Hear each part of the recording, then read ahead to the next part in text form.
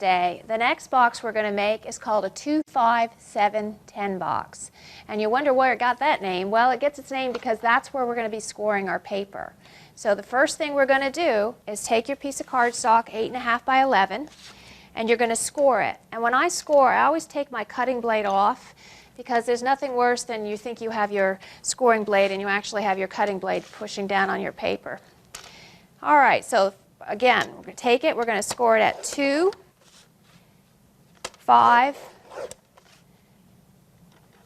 7, and 10. All right, and that was at the horizontal view. Now you're going to take and turn your paper, and you're going to score once again at 2 and 7.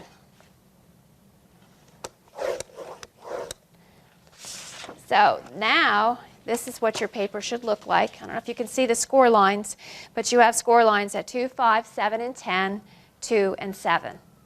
Now we're getting ready to go on to our next step.